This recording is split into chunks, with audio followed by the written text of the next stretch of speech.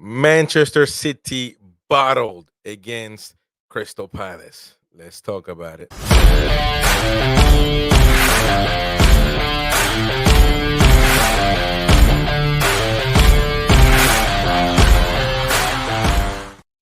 Oh boy, my oh my. Did City get in trouble on this one? They were playing a good match, scoring, got a goal annulled.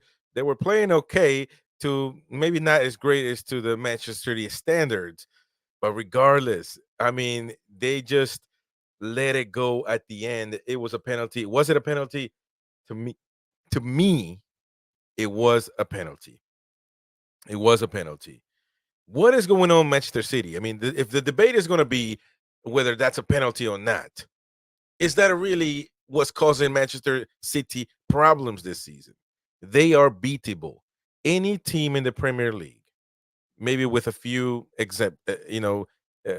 exceptions here and there, maybe the bottom three, or but anybody else can beat Manchester City, can give them problems.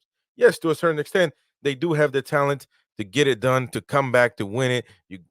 They got a goal canceled, and then all of a sudden they got the next play. Rico Lewis comes on, and boom, they scores a goal. If you look at the attack momentum, and I used it on the Chelsea reaction, it looks almost similar, right? Maybe a lot more momentum for Manchester City. But what we've been seeing this season is that any team can give them trouble. Any team can actually beat them. In this particular place, Luton in the week before, they gave them a lot of trouble. They won the game because they have the quality of players to win some games. Manchester City players are so good that in one specific moment they can define you the game, they can win you the game, and all of a sudden those troubles don't get talked about no more. But in this particular moment, in this particular match, couldn't get it done. There was a play on Mateta as well in the beginning of the match where Ederson could have been ejected. He didn't get ejected. And to me, it was a clear ejection, red card for Ederson. He was the last man. He was the last man, regardless of what people say, and still doesn't get called off, doesn't get a red card.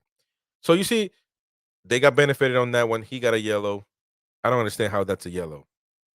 Regardless, Mateta scores for Crystal Palace, and they bottle this game.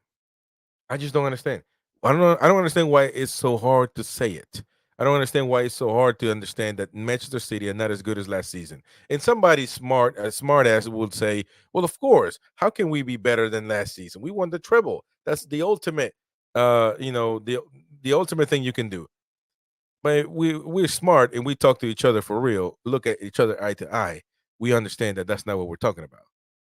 There's a clearly deficit from last season to this season, and I'm not talking about trophies. Is it Gundogan leaving? Is it Riyad Mahrez leaving? Yes, that's all perfect. That's all well and done, but it's still the manager's fault. What actually nobody wants to talk about. Nobody wants to blame the manager for what's going on, but it's his fault that he didn't get the players to replace those big names. The same thing I say with Eddie Howe, complaining about tiredness and fatigue. You can still put new blood in, regardless if they're better or the same type of players as the ones that are injured. You still can make changes, and you didn't get it done.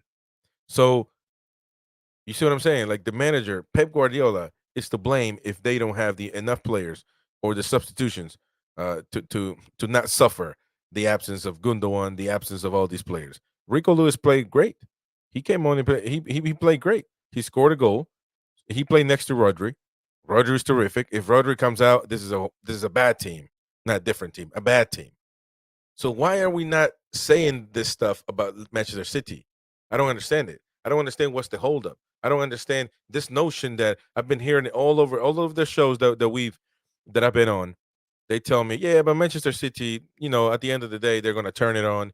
They're gonna like they decide to lose. Like Manchester City came on today and decided, you know what, we're chilling. We're gonna turn it on in the second half of the season. We're just gonna lose this match. Really? Is that really what you think that Manchester City thinks that they're going to suffer against Luton just because they don't? They're just chilling. We'll turn it on. Is that really the mindset? I don't think so. I think that this is a Manchester City that's having a lot of problems.